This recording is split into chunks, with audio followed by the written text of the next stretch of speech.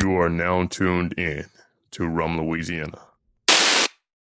Last week, we started a topic, well, not last week, week before last, we started a topic on righteous women and, what characteristics that they had and what women could do to emulate them and what men should do to be looking at those characteristics. And this week, we're going to pick up where we left off, which is what we should avoid, or what righteous women should avoid, and what the men should avoid as they're looking for righteous women, right? Let's start off by going into a definition of what avoidance means. To shun, refrain from something, have nothing to do with, an action, a scandal, etc. Escape, evade, to clear out, withdraw, to empty out, to be empty, to empty, vast, wide, hollow, waste, unoccupied, vacant, to be empty. And the reason that the definitions are so crucial is because they're so simple, right? Sometimes we get in a position of having a vast amount of knowledge and not getting back to the basics. And sometimes it just does us well for us to remember what we mean when we say avoid, so that there's no ambiguity there, right? So the first part one, we talked about being a virtuous woman, and in that virtuous mindset, she was supposed to have a strong femininity and some other characteristics that came with that. She was also supposed to be modest, submissive and accommodating, sexually active, a homekeeper, and a representative of that whom she sat under. And so as we dove into that 2 weeks ago, we want to look at the contrast, which we're going to discuss aspects of red flags. And this is going to be from the stance of red flags men see in women according to the manosphere. Now, I don't know how many you all are familiar with the manosphere and what that means, but it would be pretty hard to miss if you're active on any type of social media. So we're going to go into some things in there because you're going to see some stuff that might be quite surprising. And then we're going to look at some red flags in women according to the scriptures.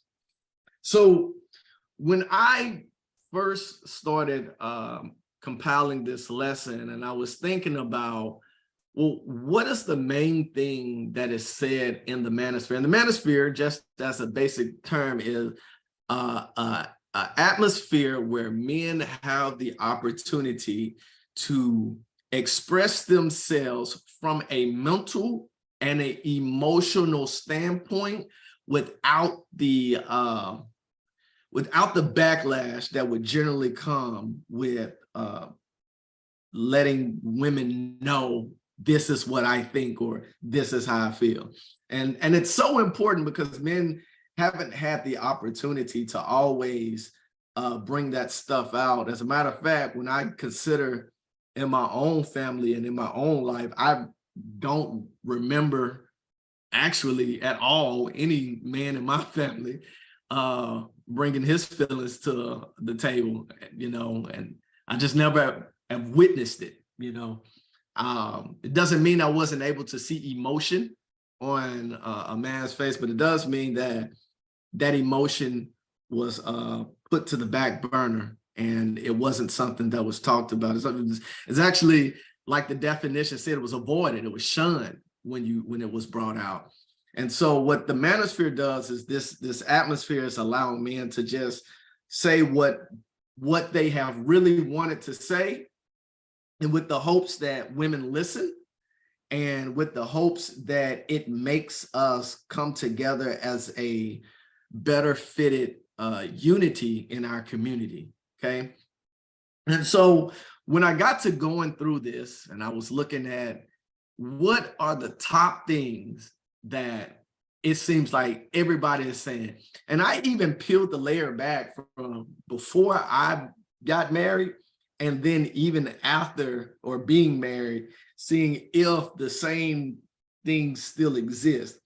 And to my surprise, I would say that some things are different and some things are in the process of being molded to what it should be, right? So red flags in women according to the manosphere, right? And we're going to go by this one by one, right? And the first one is contentious and a quarrelsome nature. Now, the interesting aspect about being a contentious woman or a quarrelsome woman is that I don't believe women understand that they are.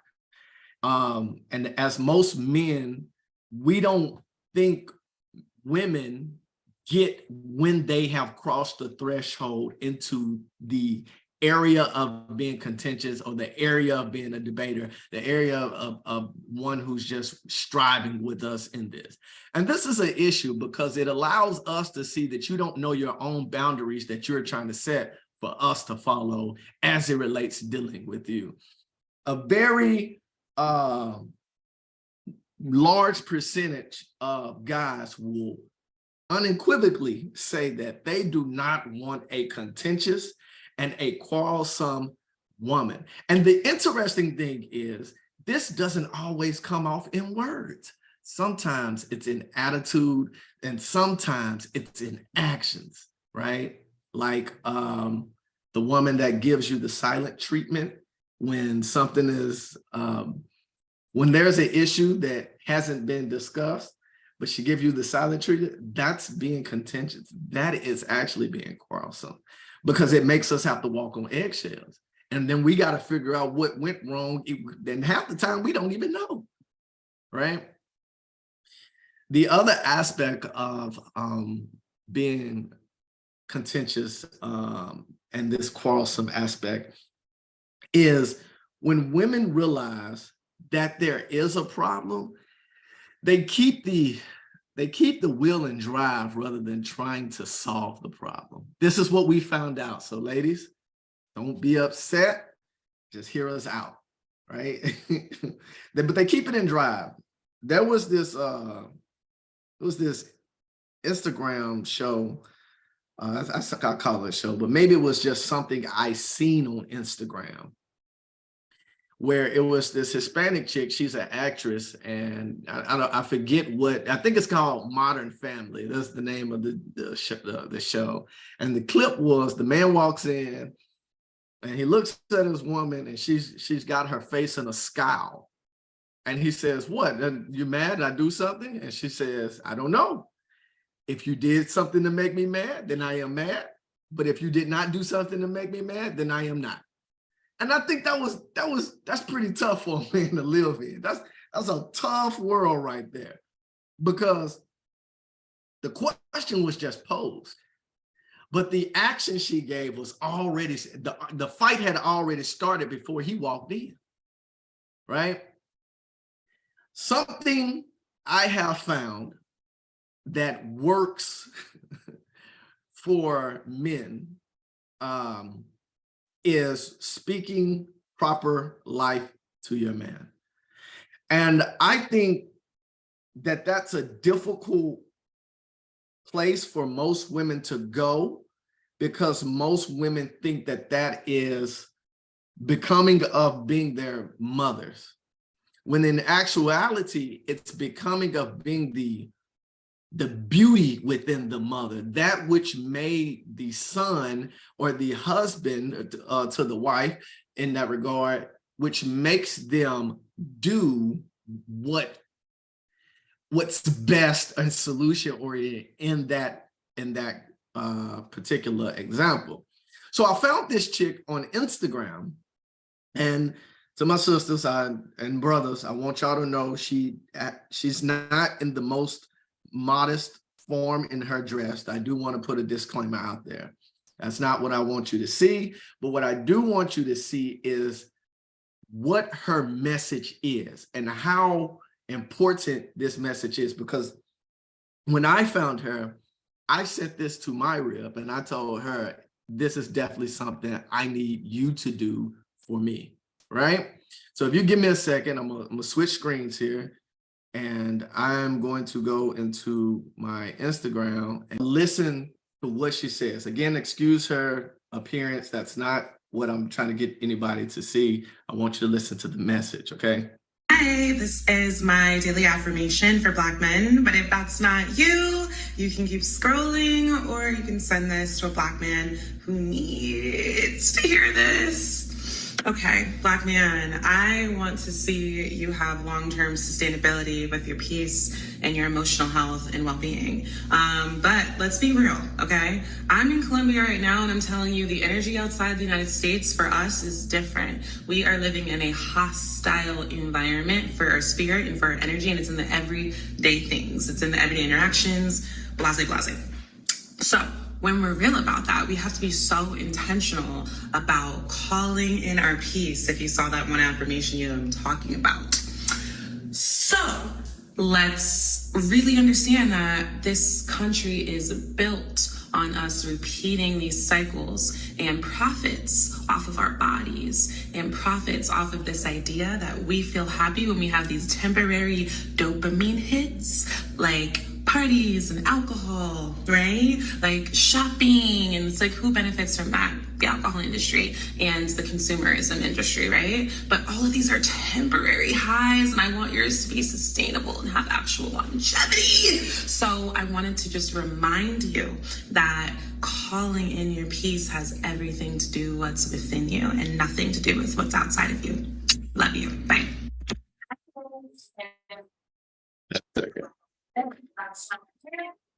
Hey, can you hear me?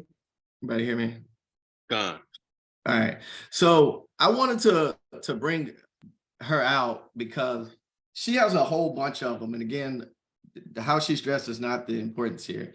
But the message that she's bringing out is that she has a podcast dedicated to the inspiration of Black men in this regard.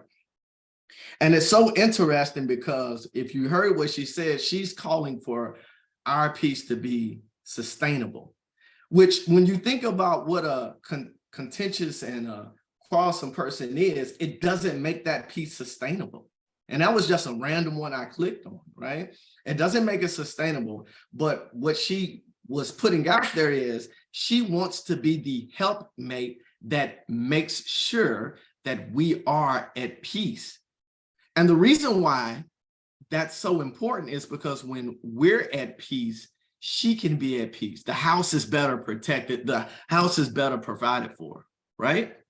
Because when we have this stress upon us, it's a little more difficult, and we're battling not only inside the house, but we're battling outside the house, right? The next one you see here is fickleness and unfaithfulness, right? So when I was going through what fickleness meant, fickle is actually like a type of deception, but it's not any type of deception. It's deception that is crafty. Like you are skilled in being able to deceive on this level, right? And the reason why that's such an issue is because according to men in the manosphere is what we have to put in, the risk we take for the reward of having a woman that would be faithful to us, the risk is so much greater than you can imagine. It doesn't mean the reward isn't great if we get it, but it's like we have so much against us in the risk that we have to accept things that are completely out of order because the risk is there, right? For any of you all who don't know what I'm talking about, from a social standpoint, if you think about marriage from a man's eye point of view, when he says I do, they become one in the eyes of the government, right? And what happens is the government is built on separating that union. And the reason it's built on separating that union because it profits from us fighting with one another than it does us staying together. And so what happens is when he says, I do, all his assets are on the line. And they can be newly married, and he could have come in with X, Y, Z, and she can leave with half. And not even just half, but even kids, right? As much as you could say, well, when we became one, that what's yours is mine and mine is yours, but what if I had it before I met you? How is that fair? And I'm not saying that that's a situation that we're in, but it is a major concern for most men in the manosphere, is that risk right there, a woman's reward hasn't been called to put up enough to match it in these times. Now, when you consider our elders and the people before us, the woman in that time outweighed losing half of everything, because that woman stood beside you and fought with you for everything that you have. But now, that's not even the case. I actually watched a show today to where this woman married a man, and she waited for the marriage paper to come in by the mail. She goes to show her husband in the office, and he's super excited. He was like, yeah, I'm gonna get the frame. And, now I'm thinking about where we can go, this, that, and the third. And immediately after he opened the envelope with their marriage certificate, she turned around and gave him another envelope in the same breath for divorce papers. Like, it was, granted, it's a TV show, but the thought behind it is just still so realistic, right? When we talk about immoral and being promiscuous, we're talking about a woman who goes out her way to make sure she's putting on display her goods for the world to see, in the sense that she wants to be sexually active with someone she doesn't plan to commit to and follow under, right? She wants to be what we call in hot girl summer, right? And it's such a demoralizing aspect to me, because it's like, where's the dignity of you being wrapped up? Now, granted, we just watched a video of a woman giving praise and admiration and affirmations to men, and though she may not have been in the modest apparel, throughout her videos, I don't get that she's immoral and promiscuous. However, maybe I do get that she dresses like that as a part of fashion, which to a certain degree, I understand. I do get you want to look stylish. I completely get that. But what I don't get is you wanting to sleep around, right? And the reason I don't get what you wanting to sleep around is because what that comes with is you releasing hormones and things that allows you to be attracted to this individual and allows that individual to leave bits and pieces on you. What I don't get is that you finding some type of joy in being able to, quote unquote, sleep around with who you want because you just have the option to. Like, I can understand, and I know this is going to sound a little strange, but I can understand men sleeping around in the sense of having that urge and desire. Not saying that it's right, not saying that it's wrong if they're not taking them to be their ribs, but I'm saying in the sense that they want to lay their seed down, right? Because a woman can only have one pregnancy at a time. Granted, she can have twins or triplets that's still considered one pregnancy, right? It's just developed in a different sense, right? But a man can have multiple women pregnant, right?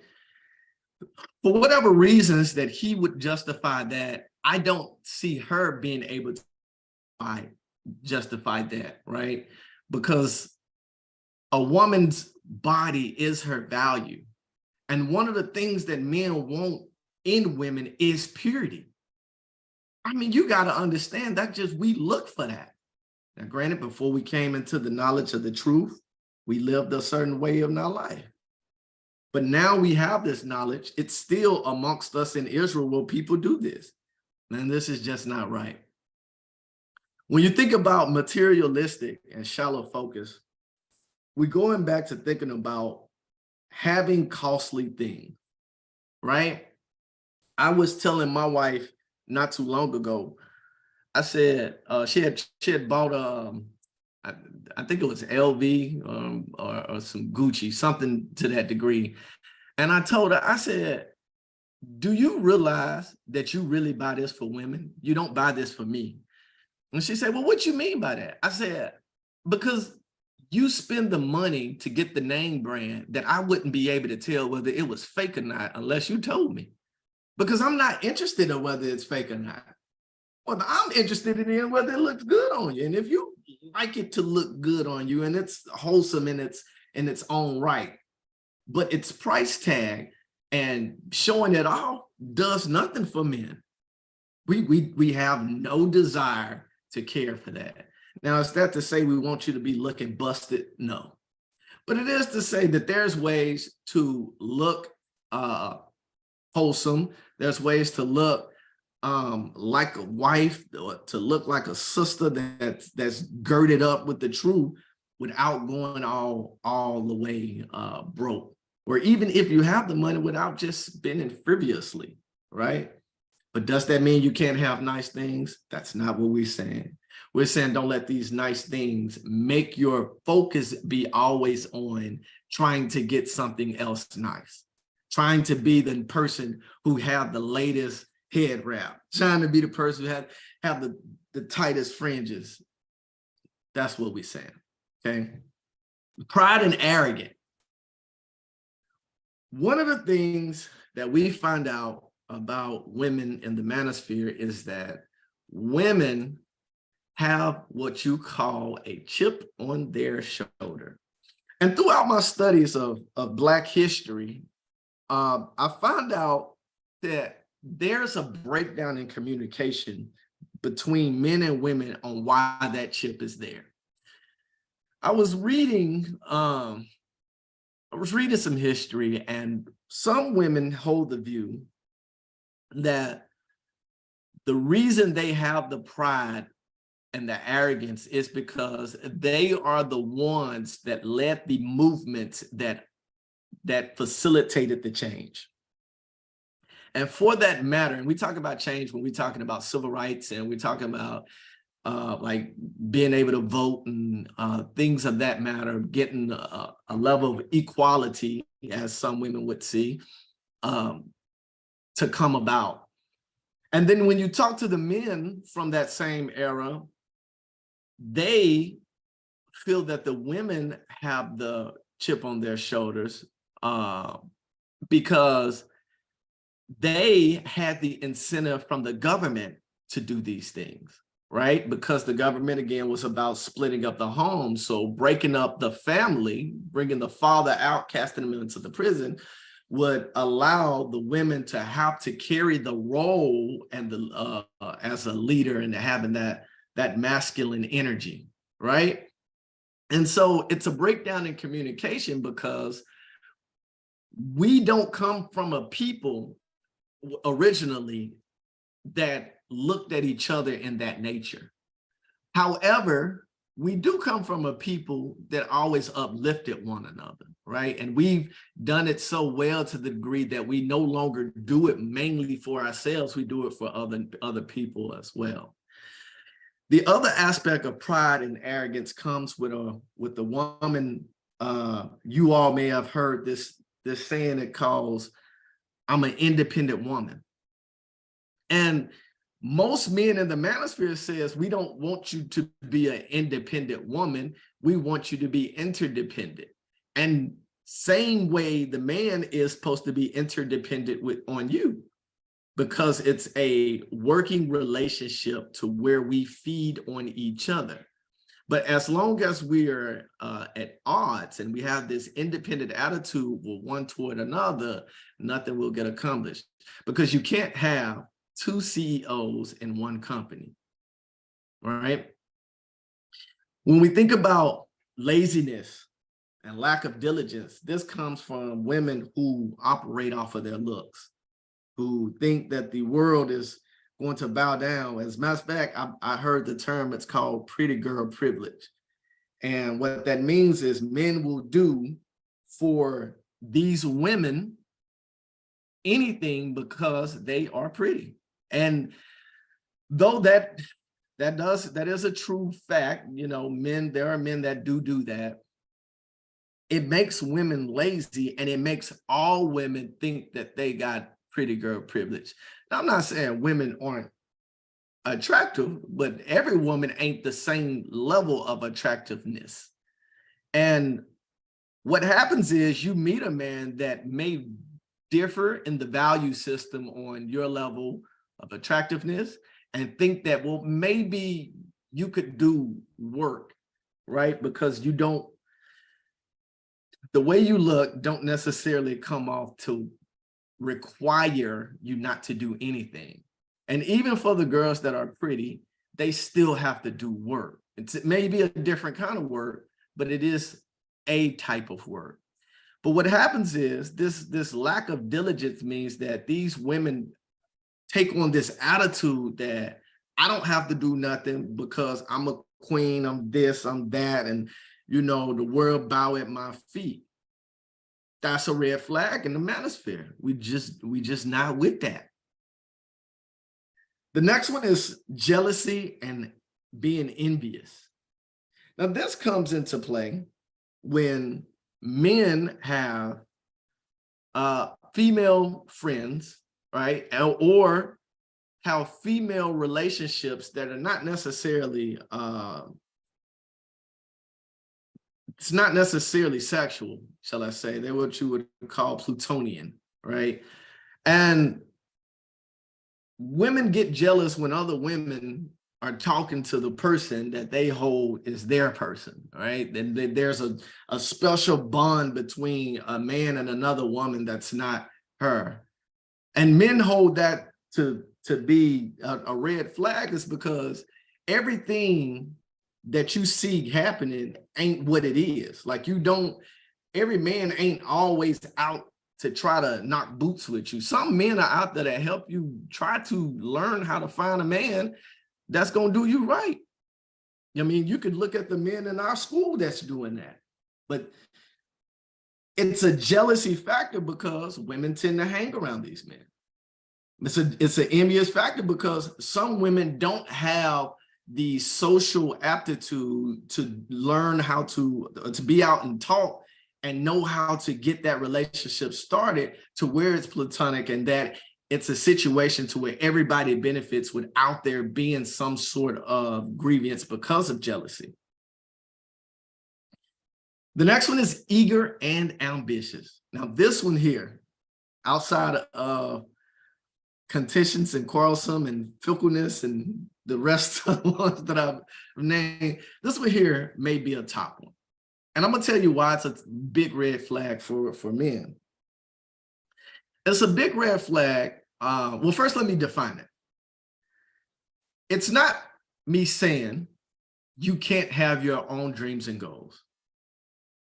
But it is me saying that don't try to get me to do something that the Lord hadn't told me to do. And what happens is men often put this into what we consider to be a nagging aspect, right? You meet a man and he's, I don't know, XYZ. As a matter of fact, I'll give you an example. I know a woman who met a man, and in his account, when they met, he had close to like $500,000. They got together, they got married, and she wanted him to do more than he wanted to do because he had this money, right? He was a humble guy. He didn't want to, he was a mechanic, and all he wanted to do was just work on his thing. She wanted him to start his own business. She wanted him to do these different things, and he didn't feel that that's where the Lord had called him to be. And sometimes women get it confused and they think men are quote unquote settling in a career or in a field that is less attractive to what they would think because it's because they don't want to go anywhere else where they're at. You got to remember that the Lord calls us to be great in our space. And when the Lord elevates us, that's when we're elevated. As a matter of fact, when I get to the next slide, you'll see what I'm talking about. Because when the Lord puts you on, you ain't got to work as hard as you think. You lose that hustle mentality because the Lord is in your favor. And when the Lord gives you favor, you don't have to hustle. When we talk about being older and stubborn, now, I want to give a disclaimer. I'm not saying an older woman can't get a man, but I am saying, according to the manosphere, most men look at older women who don't have a husband as, well, what's wrong with her? That's going to be the number one thing we say first. Well, what happened to where you ain't get a man? That's what we're going to say. Does it mean that we have the right mentality when we say it? No. Does it mean that there's information that we are uninformed? Yes, that could be the case. Does it mean that we could have information that we're misinformed on? Absolutely. But by and large, that'll be a statement that's generally made amongst the men, right? When Kevin Samuels was operating, he would say that women hit a wall at a certain age. And it wasn't until I had watched a couple of his shows that I understood what this wall was, because I had never heard of it prior to then.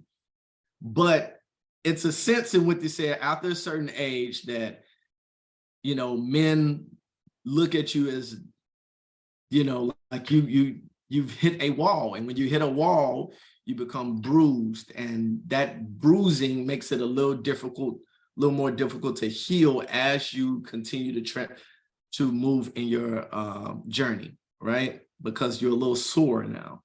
But that doesn't mean that you won't get there. It just means that men do consider that as a factor. The next aspect on that is being stubborn, because with age comes the old adage, well, this is just who I am. I ain't changing for nobody. That stubbornness comes with the older you get, the more you have that in you. And it's not just women who have that. Men have that too. Make that clear. But what happens is when we're looking for ribs, we want a rib to be able to be molded. And I hope no sis takes offense to that term, but we're saying that if we got to be clay in the potter's hands, you should be clay in our hands too, right? Because the order that's given in the scriptures says this is how it should go, okay? But that means that we got to be in a position to be reciprocal of that mold action. And that's about knowing what forces work with each other without being too much of this or too much of that.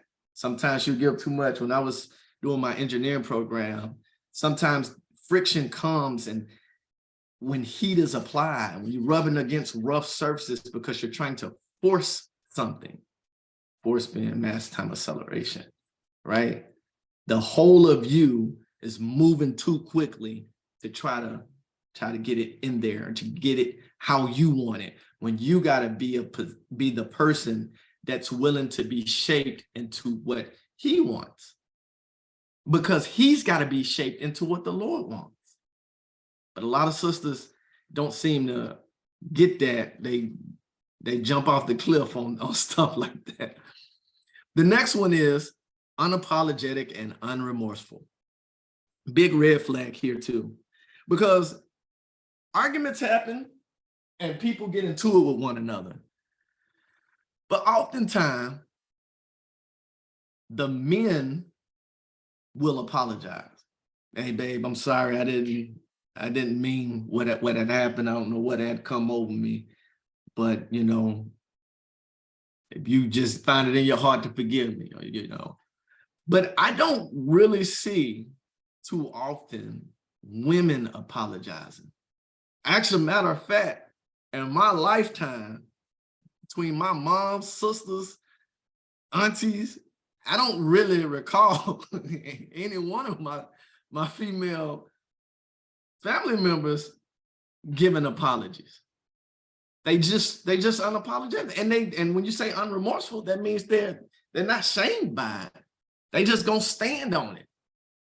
But that's a red flag, because if you can't apologize, even if you didn't think you was wrong, there should still be some type of coming back together in which he feels that you're sincere, outside of just trying to brush it under the rug and, chalk it up and say, well, this just goes in the record for the times that he made me mad.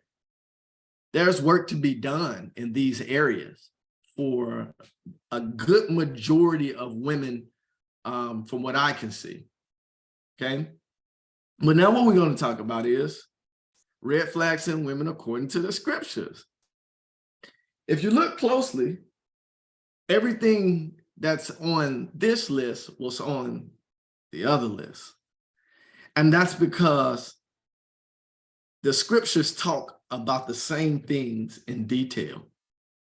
Apayak, if you would, could you give me Proverbs 21:9? Okay.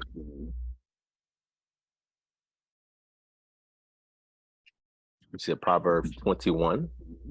Proverbs 21, verse 9. Proverbs chapter 21, verse 9 says, "It is better to dwell in a corner of a housetop, Salakia, of the housetop, than with a brawling woman in a wide house." It's pretty interesting that out of all the things that can be discussed when it comes to relationships, that the Lord, in his infinite wisdom, decided to include it in this way. Jump down to verse 19.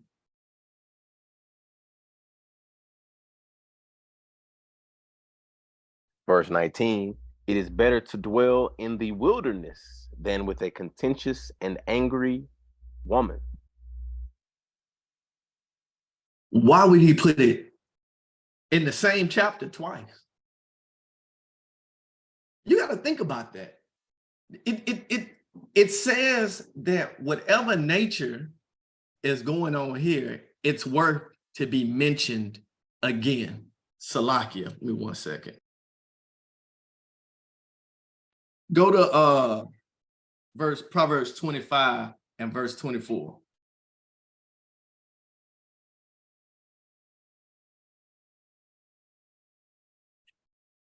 Proverbs chapter 25, verse 24 says, "It is better to dwell in the corner of the housetop than with a brawling woman and in a wide house." There's something to be said about the repetition that comes about. These chapters aren't too far apart. Go to Proverbs 27 and 15.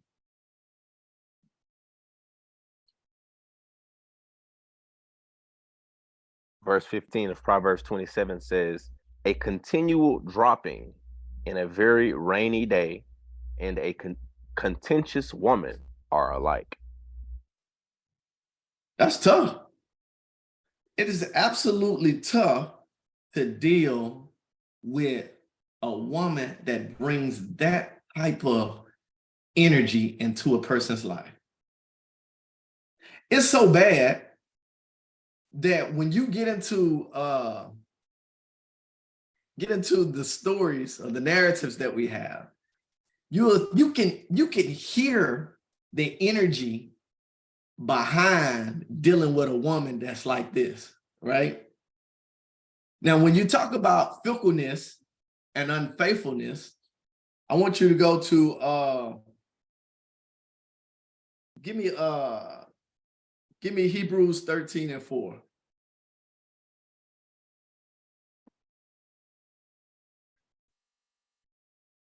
book of Hebrews, chapter 13, verse 4 says, marriage is honorable in all, and the bed undefiled. But whoremongers and adulterers, God will judge. Because the Lord knows that when he brought those two together, that he meant it to be honorable, which is why probably that when you think about it, what it takes to have gotten one woman, you don't want that woman to come with that kind of energy. You don't want this woman to be immoral, promiscuous, right? Give me 1 Timothy 2:9.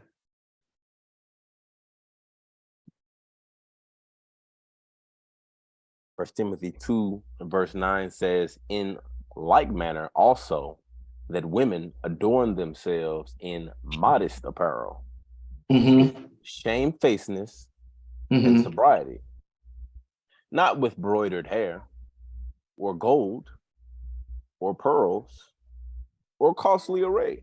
So there's something that Paul is talking to Timothy about as Timothy is getting ready to pastor this church.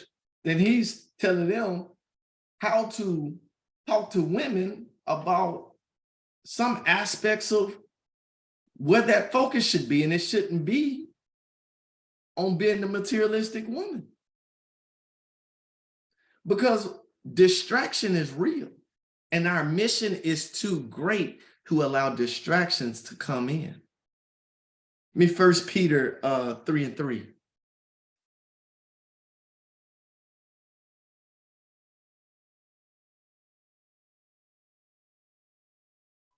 1 Peter chapter 3 and verse 3 says, whose adorning, let it not be that outward adorning of plaiting the hair, and of wearing of gold, or of putting on of apparel.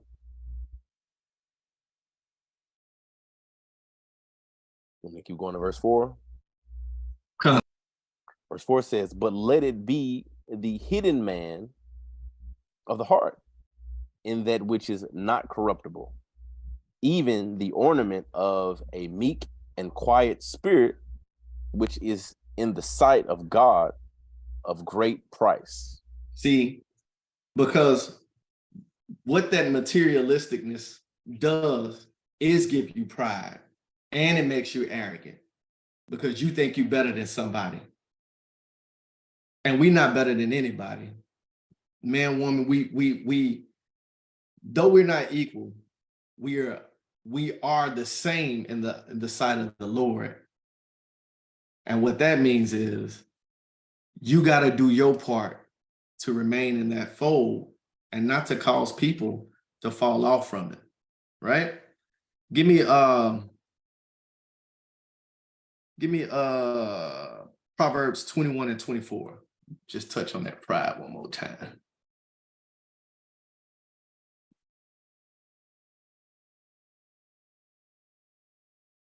It's the book of Proverbs, chapter 21 and verse 24, and it says, proud and haughty scorner is his name, who dealeth in proud wrath. So being in a position to be proud, then you start dealing with people privately, start getting wrathful with these folks because of the way that you think. And that's how the arrogance gets started. That's the sin right there. That's the pride within that heart, that lust you have. Okay. Jump down. Let's go to Hosea 4 and 16.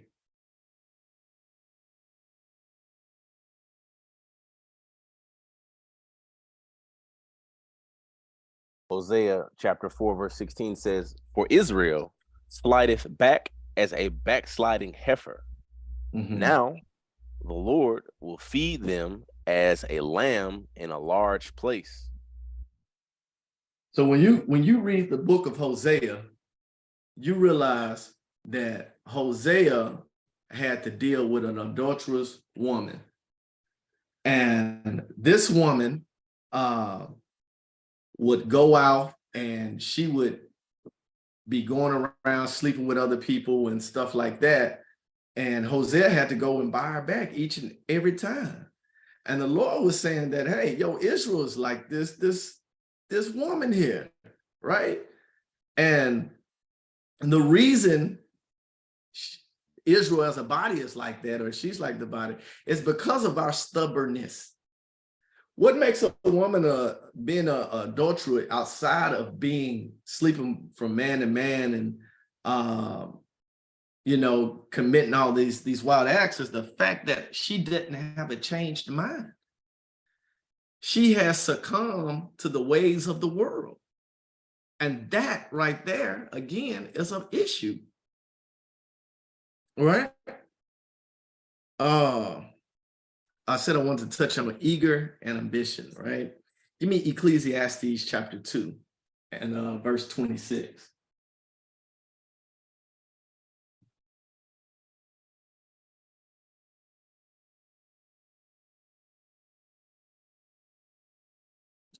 Ecclesiastes 2 and 26 says, "For God giveth to a man that is good in his sight, wisdom and knowledge and joy. But to the sinner he giveth travail, to gather and to heap up, that he may give to him that is good before God. This also is vanity and vexation of spirit." So what that's about is that when you ain't dealing with the Lord properly, you're going to constantly be working. Because when you think about, say, King Solomon or even Esther, if you will, when the Lord had put you in a place to have some level of peace, things come to you. But when you're trying to push somebody to do something that the Lord ain't gave them that aspect to do yet, then you yourself are causing road bumps in the way of the Lord, and everything that you do is going to be given to somebody else. Okay? Let's go on to the next here. So this next PowerPoint I have here is about a couple women that we found in the scriptures that deal with, that was some red flags, right? You can pull Genesis 3. Read that for a second. You want it from the top out of one? Yeah, from verse 1.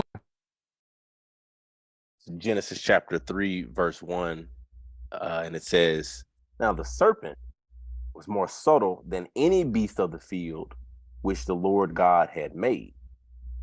And he said unto the woman, Yea, has God said, Ye shall not eat of every tree of the garden?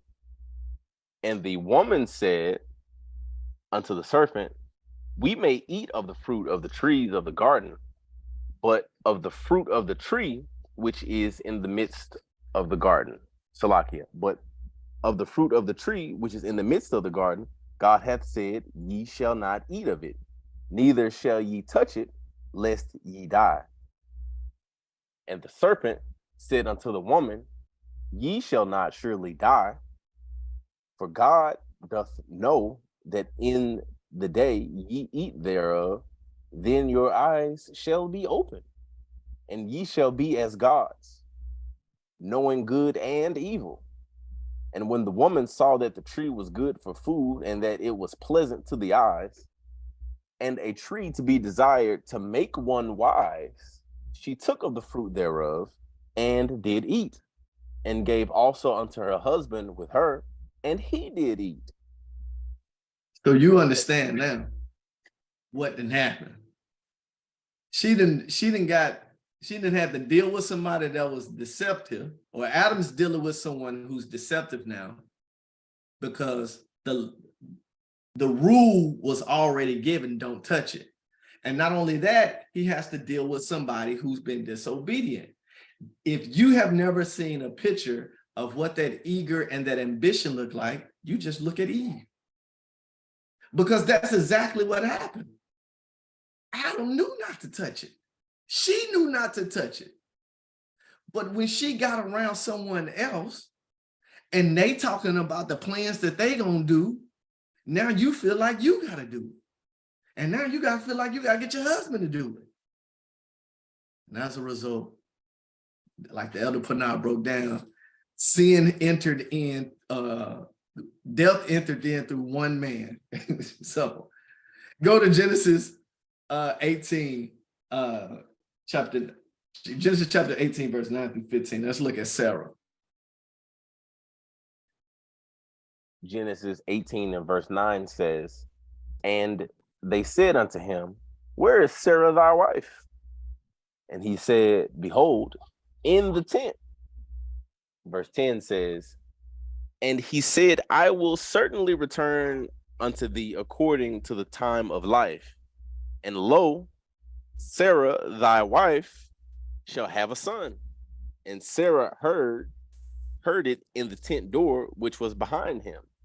Now Abraham and Sarah were old and stricken in age, and it ceased to be with Sarah after the manner of women. Therefore Sarah laughed within herself, saying, after I am waxed old, shall I have pleasure, my Lord being old also? And the Lord said unto Abraham, wherefore did Sarah laugh, saying, shall I of a surety bear a child which am old? Is anything too hard for the Lord? At the time appointed, I will return unto thee according to the time of life, and Sarah shall have a son. Then Sarah denied, saying, I laughed not, for she was afraid. And she said, nay, but thou, Salakia. And he said, nay, but thou didst laugh. So the reason I bring this up is because obviously Sarah could have laughed for a couple of reasons, at least in how we can break down what makes people laugh, right? You can say, hey, she thought it was funny that her and her Lord would be getting her grooves back together. You could, it's a couple different ways. But when you get to the true understanding, she laughed because she didn't believe. Her laugh was a mockery, right? The reason this is a red flag is because when the man of the Lord gives you instructions and you doubt it, you laugh at it, you are in one sense laughing at the Lord. The Lord ain't told you to do that. And men understand that. We sense that energy. Be like, okay, whatever you say, that's how it comes off. All right? Give me Genesis 31, verse 19.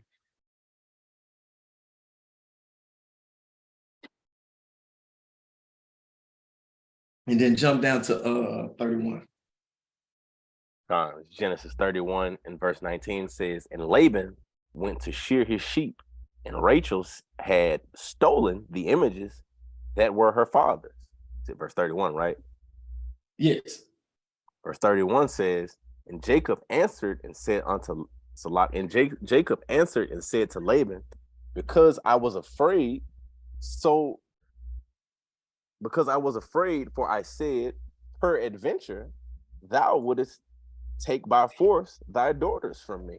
Salakia. So what happened was, in this particular picture, Jacob got up and he had left in the middle of the night, and he's explaining why he did that, because Laban chased him down. All right, continue. 32, with whomsoever thou findest thy gods, let him not live. Before our brethren discern thou what is thine with me, and take it to thee. For Jacob knew not that Rachel had stolen them. Mm-hmm. And Laban went into Jacob's tent, and into Leah's tent, and into the two maidservants' tent, but he found them not. Then went he out of Leah's tent and entered into Rachel's tent. Now Rachel had taken the images and put them in the camel's furniture and set upon them. And Laban searched all the tent, but found them not. 35 says, and she said to her father, let it not displease my lord that I cannot rise up before thee, for the custom of women is upon me. And he searched, but found not the images. So when we go into the details of this story, and I was trying to just clip it to give you a summarized version, Rachel stole the idolatry stuff, the images from Laban. You know, technically they was Syrians, right? So they didn't necessarily follow the custom that we had, right? But not only is it bad to steal it, but it's the very fact that when she joined with that man, she still wanted to go off and serve other gods. She did not want to join with him spiritually. Red flag. Because that when you got to be able to follow your Lord. And you got to know that if your Lord leads you wrong, punishment will be up on him, utmost and severe. Right? Let's go to Genesis 39 and start at verse 7. And Potiphar's wife was pretty funny. Yeah, she a trip. Verse 7 of Genesis 39 says, and it came to pass after these things that his master's wife had cast her eyes upon Joseph, and she said, lie with me. Salakia, right off the top, she's lusting after Joseph in her heart, which Yahushua said he's already committed adultery. Keep going on. Verse 8, but he refused and said unto his master's wife, behold, my master would not what is with me in the house, and he hath committed all that he hath to my hand. There is none greater in this house than I, neither hath he kept back anything from me but thee. Because thou art his wife, how then can I do this great wickedness and sin against God? So he knew that she was trying to come on to him. And he knew that it was wicked. And immediately, he knows it's a red flag, and he knows what's going to happen to him for just being in conversation at this point, because he tells her, I'm in control over everything but thee, but you. That say a lot. Now imagine having to explain that back to Potiphar. How he gonna tell this? That's a tough situation, because the one person he don't have control over is the one that's causing him the anguish. Keep going on. Salakia, Potiphar wasn't gonna want to hear that out. Nah. and as you get there, you see he didn't. He wasn't trying to hear it at all. Keep going. Verse 10, and it came to pass as he spake to Joseph day by day that he hearkened not unto her. So as she spake to Joseph day by day that he hearkened not unto her, to lie by her or to be with her. And it came to pass about this time that Joseph went into the house to do his business, and there was none of the men of the house there within.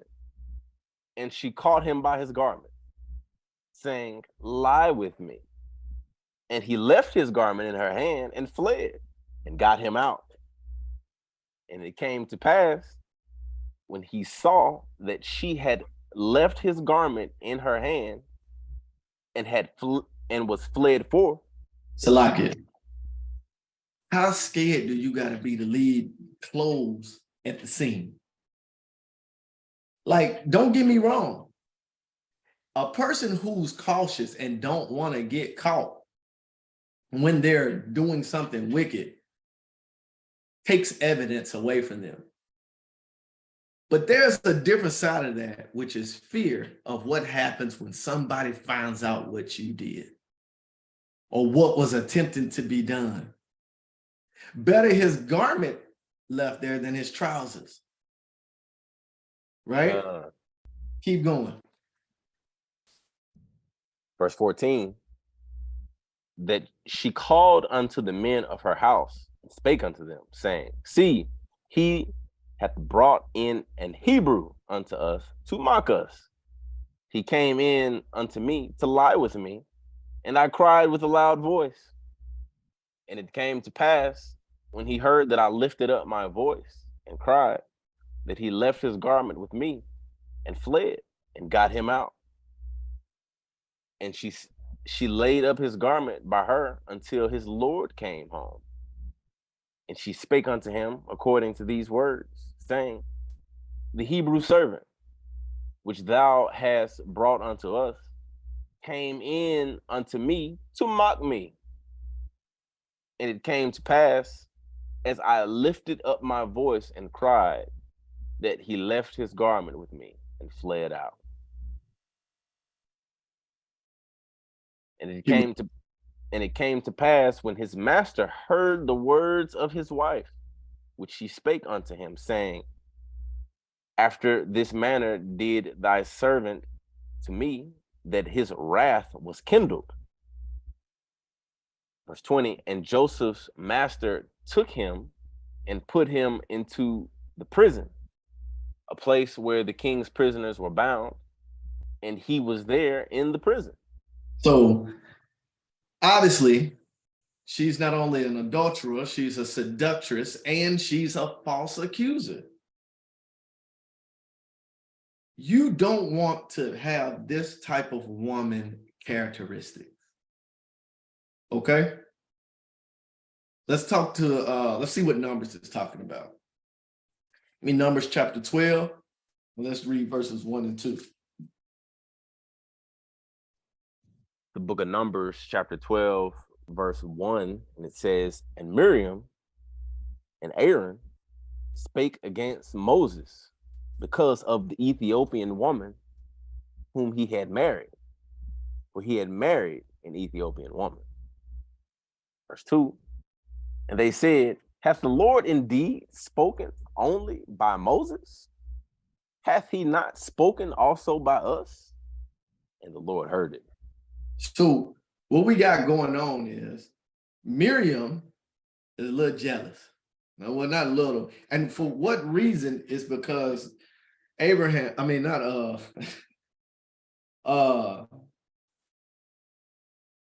Moses had married this Ethiopian woman. And when Moses was getting the authority charge, they think that they have the right to criticize the head on whom they are supposed to be following. But what the Lord is showing us in this passage, if you continue to read on down, Miriam gets struck with leprosy, right? Because the Lord was dealing with Moses as Moses dealt with Israel. But he was dealing with Israel because Moses is from Israel, right? But the characteristic that you don't want here, again, is being jealous when there are other people in authority and you're criticizing it. And that's a red flag because we know most, and maybe not you sisters, but most women can't hold water, right? Most women, when they don't like the way something is, before they say it, you can see it on their face, right? Let's look at Judges. Meet Delilah in chapter 16, read 4 through 7. This is Judges chapter 16, verse 4, and it says, and it came to pass afterward that he loved a woman in the valley of Sorek, whose name was Delilah. And the lords of the Philistines came up unto her and said unto her, entice him, and see wherein his great strength lieth, and by what means we may prevail against him, that we may bind him to afflict him. And we will give thee every Salakia, and we will give thee every one of us 1,100 pieces of silver. And Delilah said to Samson, tell me, I pray thee, wherein thy great strength lieth, and wherewith thou mightest be bound to afflict thee. And Samson said unto her, if they bind me with 7 green withs that were never dried, then shall I be weak and be as another man. Then the lords of the Philistines brought up Salakia, just verse 7. So what you got here is another woman. Granted, she's of the Philistines, right? But she's another woman. And regardless of what nation you're in, we do share as a people or as a race in totality, share characteristics across the board, right? She is displaying deceitfulness. She's trying to betray a man for no reason. Well, to be rich, which isn't a good reason, because hold that real quick and give me Proverbs chapter, what is it? I think it's Proverbs. 1 second. It's in Proverbs though. Proverbs. I want to say Proverbs chapter 30. Go to Proverbs chapter 30 real quick. And look at verse. Let me get that real quick. Proverbs 30 and look at verse 8 and 9 real quick. Start at 7, 8, and 9. Verse 7 of Proverbs 30 says, 2 things have I required of thee. Deny me them not before I die. Remove far from me vanity and lies. Give me neither poverty nor riches. Feed me with food convenient for me, lest I be full and deny thee, and say, who is the Lord? Or lest I be poor and steal and take the name of my God in vain. So what we have here is she was doing it because she wanted to get rich. But we have clear wisdom from the scripture that tells you you don't deceive people because you want to be rich, because you want to have money. As a matter of fact, the way Paul puts it out is you got to be content with what you have. But she goes out of her way to have this characteristic of being deceitful. Now, it's one thing for somebody to lie to you. You know, they didn't know. Maybe they did. Maybe it's an error. Maybe it's a mistake. But to deceive someone, that's a different type of evil. It's like a different tier as it relates to lying, error, mistake, right? Deceitful is intentionally doing something that you know is going to cause someone to be betrayed in a manner. Y'all don't take on that characteristic. Be bold enough to be the individual that's honest, but be humble enough to not allow the things that you see and that you come into to get you caught up, because we're all just being saved by a thread. We're barely making it. Scarcely, as Paul put it. Give me 2 Samuel chapter 6. Now this chick, in the words of country living, she really grinded my gears here. And I'm gonna tell you why. For some odd reason, one of the things in the manosphere that most would say is that women don't like to see men happy. Read verse 16. Verse 16 in 2 Samuel chapter 6 says, and as the ark of the Lord came into the city of David, Michal, Saul's daughter, looked through a window and saw King David leaping and dancing before the Lord. And She despised him in her heart. Lord have mercy. You see that? She mad. One, that, you know, that David gets to depose Saul in this regard. But not only that, even if that wasn't the case, her attitude, her internal aspect is a woman that despises the work of the Lord. Scornful. Now, I think that this is just a horrible situation to be in, right? I think that you women understand the implications of these red flags and what we got to do to get away from them, right? Right? What we got to do is what we talked about here.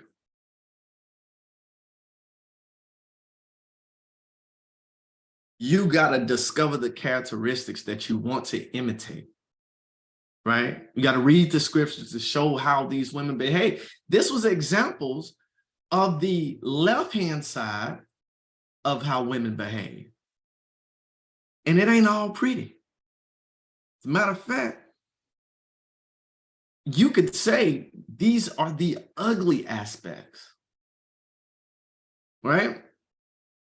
You had to listen to male responses of women in the scripture. If you go on to verse 17 in chapter 6 of 2 Samuel, continue on that real quick. Verse 17, and they brought in the ark of the Lord and set it in his place in the midst of the tabernacle that David had pitched before it. And David offered burnt offerings and peace offerings before the Lord. Now jump down to verse 21. Verse 21 says, and David said unto Michal, it was before the Lord which chose me before thy father and before all his house to appoint me ruler over the people of the Lord, over Israel. Therefore, I will play before the Lord. Keep going. 22. And let's go all the way to 23. Verse 22 says, and I will yet be more vile than thus, and will be base in mine own sight, and of the maidservants which thou hast spoken of, and them shall I be had in honor. Therefore, Michal, the daughter of Saul, had no children. Salakia had no child until the day of her death. You know why?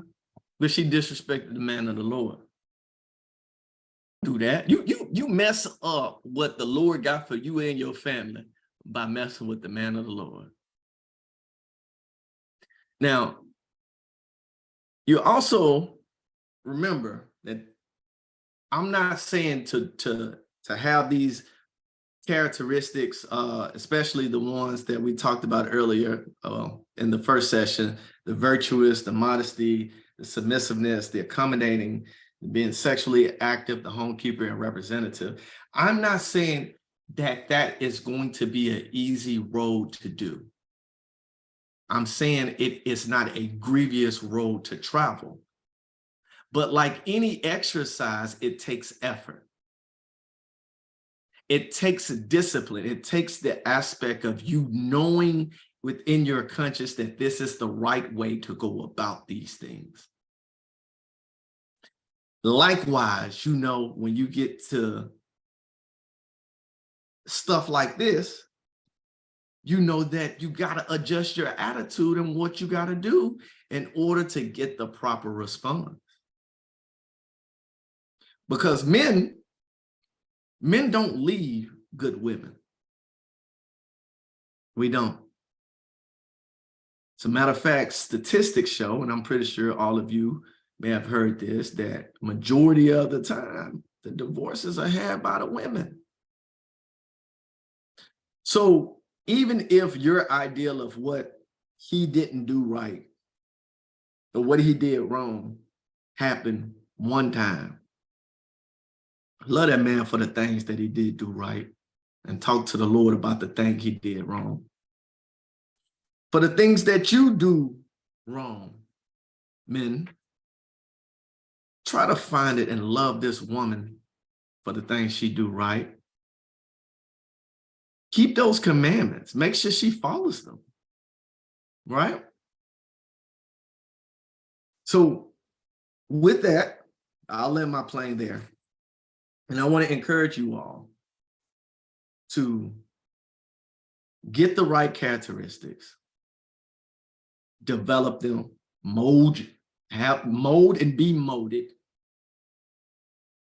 Keep the commandments and faith in Christ. And with that, if y'all have anything, I am more than open to entertain anything you all have. You have questions, bring them out. I'll yield to the floor.